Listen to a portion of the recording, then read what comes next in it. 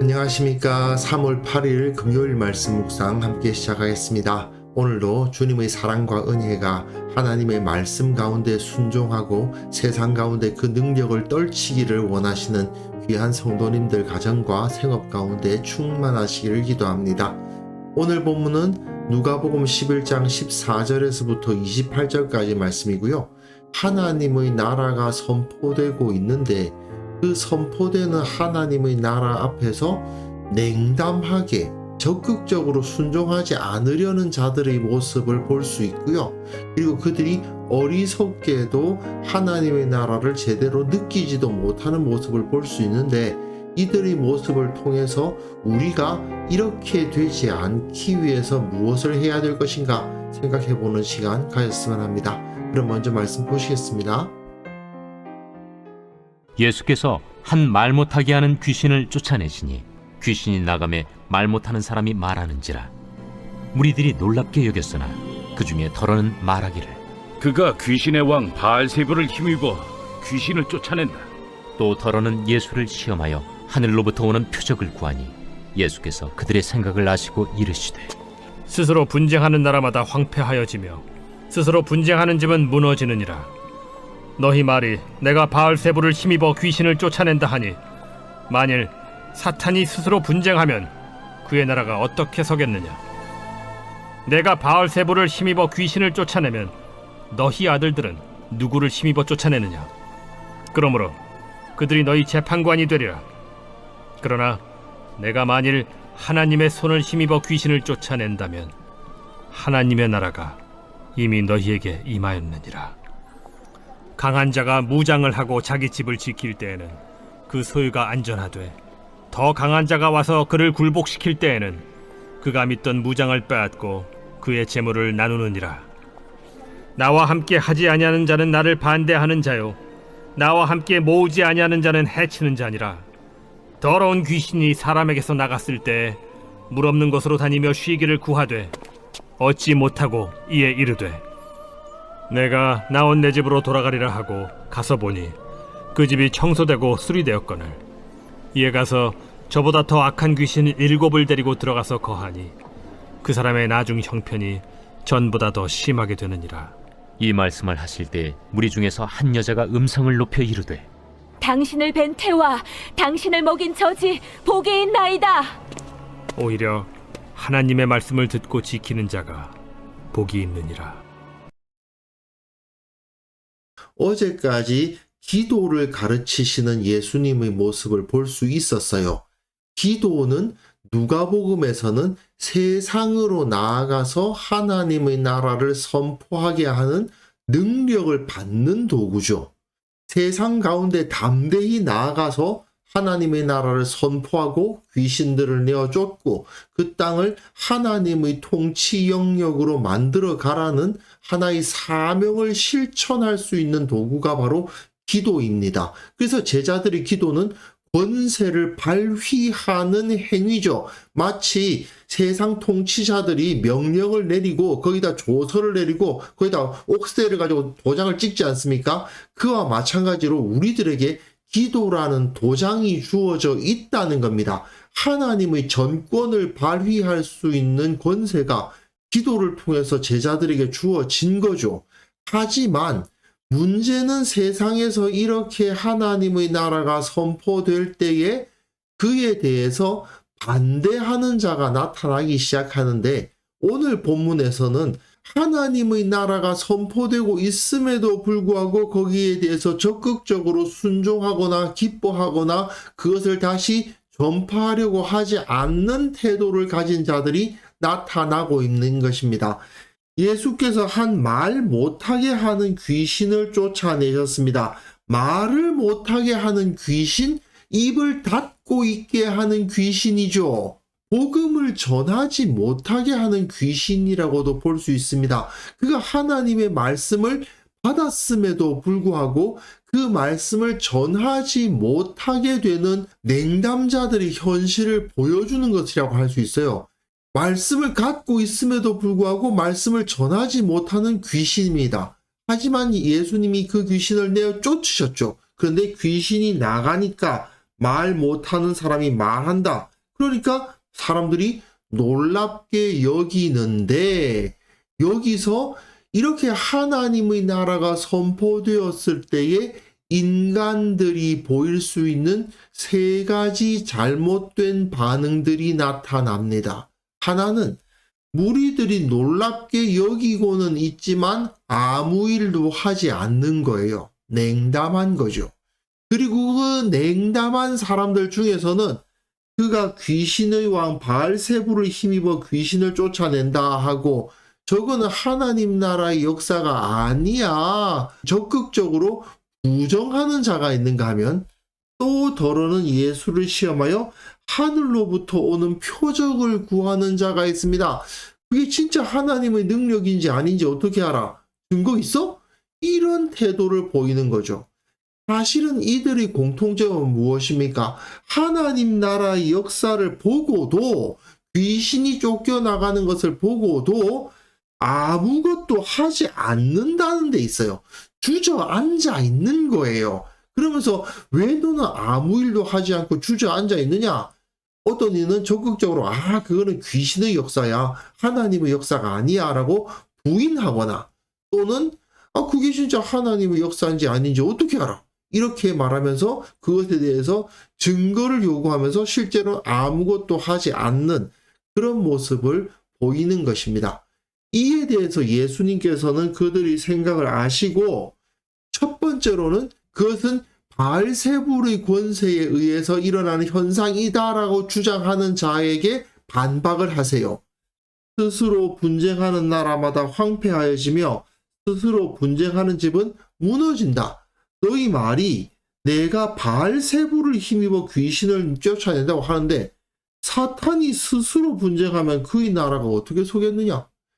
귀신이 어떻게 귀신을 쫓아내느냐? 사탄이 사탄을 쫓아내면 사탄의 나라는 저절로 망하겠네. 내가 바알세불을 힘입어 귀신을 쫓아내면 너희 아들들은 누구를 힘입어 쫓아내느냐? 너희 아들들이란 말은 당시 유대인들을 의미합니다. 당시 유대인들 중에서도 영적인 능력을 가진 자들이 있었기 때문에 귀신을 내쫓는 사역을 하는 자들이 있었던 거예요. 너희들은 도대체 누구를 힘입어 쫓아내는 거냐? 그러므로 그들이 너희 재판관이 되리라. 너희들 가운데에서도 하나님의 권세를 힘입어서 귀신을 내어쫓고 하나님의 통치를 이루려고 하는 자들이 있는데 그럼 그 사람들도 전부 다 사탄의 자식들이냐? 일단 논리적으로 예수님이 바알세불을 힘입어 귀신을 쫓아낸다는 주장이 아무 근거가 없다라는 사실을 밝혀주시는 거죠. 그리고 그 다음에는 그러나 내가 만일 하나님의 손을 힘입어 귀신을 쫓아낸다면 하나님의 나라가 이미 너에게 임하였느니라는 말씀을 통해서 하늘로서 오는 표적이 있어? 라고 말하는 사람들에게 답을 주시는 겁니다. 내가 지금 하나님의 손을 힘입어서 귀신을 쫓아낸다면 하나님의 나라가 이미 너에게 임한 것이다. 귀신을 쫓아내는 현상이 일어나고 있잖아. 그게 바로 하늘에서부터 오는 표적 아니냐는 것이죠. 하나님의 손을 힘입어 귀신을 쫓아낸다면 하나님의 통치하심이 이미 너희에게 임하였다는 것의 증거가 아니겠느냐? 그러면서 다시 덧붙여서 설명을 하시는데 강한 자, 이건 사탄을 의미합니다. 사탄이 무장을 하고 자기 집을 지킬 때에는 사탄이 귀신이 자기가 소유한 사람들의 영혼을 붙잡고 있을 때에는 그 소유가 안전하다라고 표현되어 있는데 그 소유가 그대로 있는다. 아무 변화가 없다는 거죠. 사탄이 어떤 사람의 영혼을 온전히 부여잡고 있을 때에는 아무런 변화도 일어나는 것처럼 보이지 않을 것이다. 그러나 더 강한 자, 예수님이 오셔서 그를 굴복시키게 되면 그가 믿던 무장을 빼앗고, 그렇죠? 그 사탄의 무장이 무너지고 그의 재물을 나누느니라 그에게 붙잡혀 있던 영혼이 풀려나서 예수님의 나라에 들어오게 된다는 이야기입니다. 이런 변화가 일어나고 있다면 당연히 하늘로서부터 오는 표적이 나타나고 있는 것이라고 말해야 되지 않느냐. 그런데 귀신 쫓아내시는 것을 보고 있으면서도 표적 보이라고 하는 것은 도대체 무슨 소리냐. 표적을 보고 있으면서도 표적을 못 보았다. 다른 표적 보여달라고 주장하는 이러한 자들 모두 다 하나님의 역사를 보고서도 아무것도 하지 않고 냉담하게 그 자리에 주저앉아 있는, 어떤 일은 놀라기는 하지만 놀라긴 놀랐는데 그 다음에 아무것도 안 해요. 그냥 주저앉아 있는 거예요. 그런 냉담한 자들의 모습을 지적하시면서 너희들이 주장하는 것은 다 근거가 없다. 바알세불의 힘을 힘입은 것이다 라는 것도 근거 없는 주장이고, 이미 귀신을 쫓아내는 현상 자체가 하늘로서부터 오는 표적인데 너희들의 말은 전혀 근거가 없으며 합리적이지 않다라는 것을 보여주시는 겁니다. 그리고 23절, 나와 함께 하지 아니하는 자는 나를 반대하는 자요, 나와 함께 모으지 아니하는 자는 해치는 자니라. 이건 앞에서 요한이 예수님의 능력으로 귀신을 내쫓는 사람들을 금하였을 때 하신 말씀하고는 좀 반대가 되죠. 우리를 반대하지 않는 자는 우리를 위하는 자다 이렇게 말씀을 하셨는데, 여기서는 함께 하지 아니하는 자는 하나님의 나라가 선포되고 있는데 그냥 그 자리에 주저앉아서 아무것도 안 하는 자는 예수님을 반대하는 자입니다. 예수님과 함께 모이지 아니하는 자는 예수님과 함께 하나님의 사람들을 모으려고 노력하지 아니하는 자는 해치는 자니라, 흩뜨러뜨린다는 것이죠. 그러면서 예수님은 이런 자들이 어떤 일을 당하게 되는가를 설명하십니다. 더러운 귀신이 사람에게서 나갔을 때 물 없는 곳으로 다니며 쉬기를 구하되 얻지 못하고 이에 이르되 내가 나온 집으로 돌아가리라 한다는 겁니다.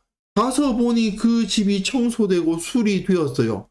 그냥 예수님께서 그 귀신을 내어 쫓아주시고 세상의 권세를 내쫓아주시는 것을 다 경험하고 그곳에서 나름대로 안정을 얻기는 했지만, 청소되고 수리되기는 했지만 적극적으로 순종을 안 하다 보니 어떤 일이 벌어집니까?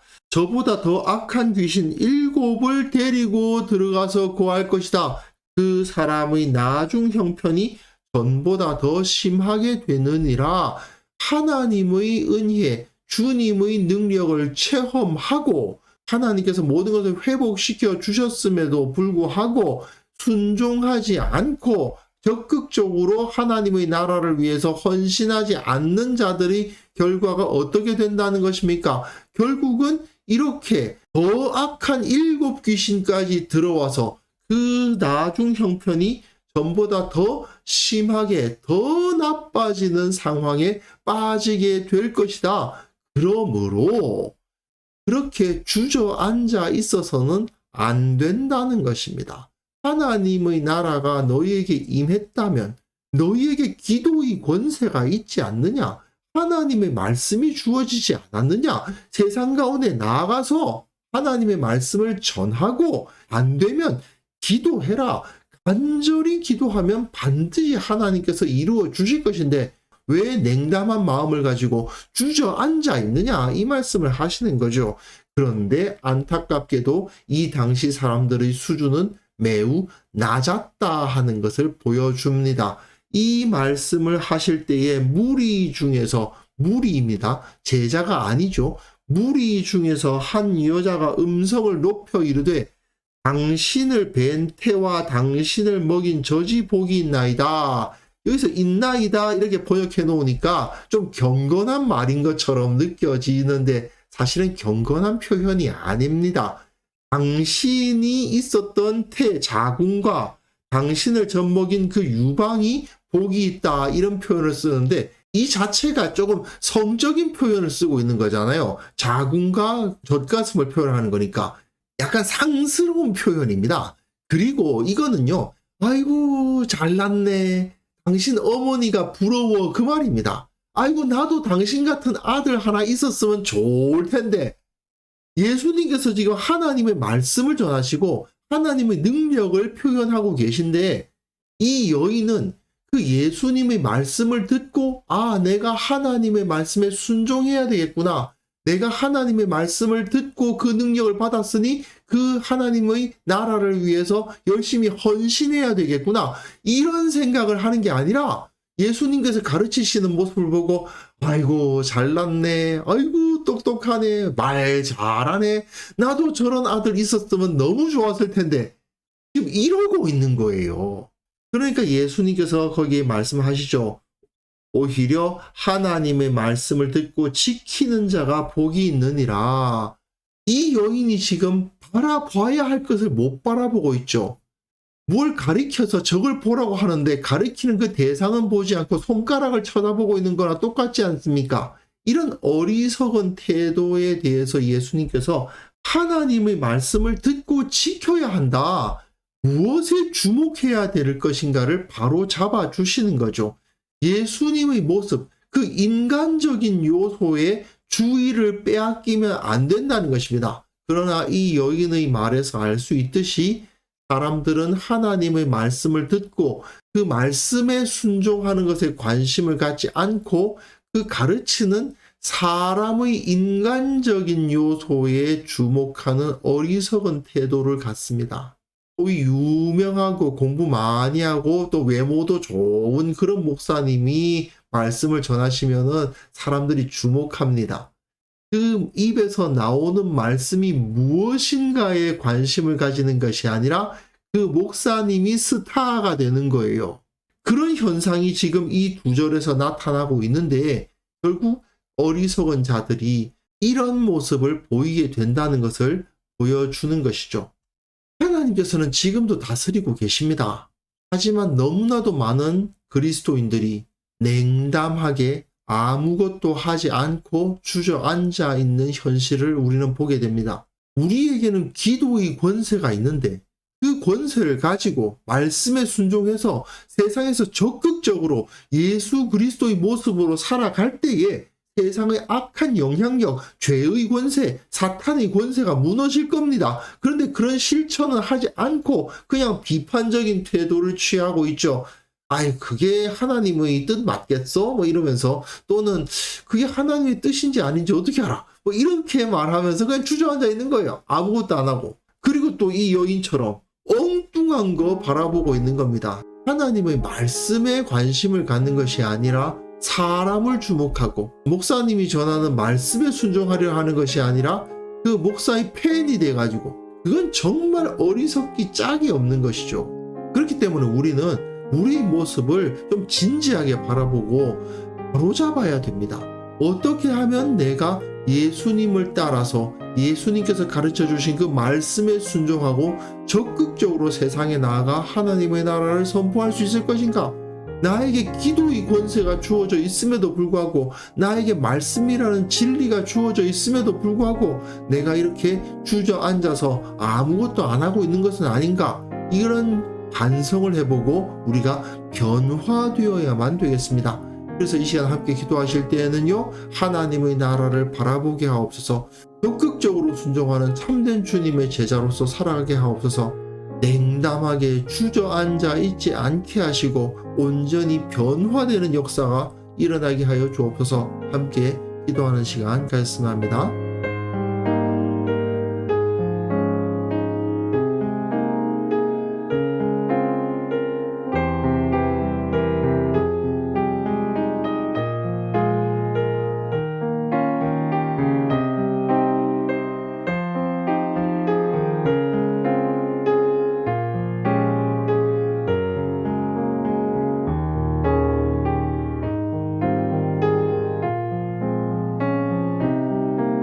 하나님 아버지, 주님의 나라에 온전히 순종하는 자가 되게 하여 주옵소서. 주님의 말씀에 적극적으로 순종할 수 있는 성령의 능력으로 충만한 제자가 될 수 있도록 도와주옵소서. 나의 신앙이, 우리의 신앙이 냉담하게 주저앉아 있는 것이 되지 않도록 도와주시고, 우리 교회의 성도들 참으로 온전히 주님 앞에 순종하고 어떻게 하면 더 예수님을 닮아갈 수 있을까 생각하며 실천하는 자들 다 될 수 있도록 도와주옵소서. 참으로 이 땅의 교회들 가운데 이 냉담하게 주저앉아 있는 모습을 너무나도 많이 찾아볼 수 있습니다. 주님 불쌍히 여겨주시고 성령의 능력을 부어주옵소서. 예수님을 닮기 위해서 말씀과 기도의 능력을 발휘하기 위해서 최선을 다하는 자들이 되게 하여 주시고 우리의 손에 이 기도의 능력이 있다는 사실을 기억하면서 담대히 세상 가운데 나아가 주님의 복음을 전하는 자들 되게 하여 주옵소서. 아버지, 오늘 하루도 주님의 성령의 능력으로 살아갈 수 있기를 원합니다. 우리에게 어떠한 일이 있든지 낙담하여 주저앉아 있지 않도록 도와주시고 우리에게 힘을 주사 떨쳐 일어나 주님의 나라를 선포할 수 있는 주의 제자 다 될 수 있도록 도와주옵소서. 주께서 오늘도 우리를 지켜주시고 함께 하실 것을 믿사오며 예수님의 이름으로 기도합니다. 아멘.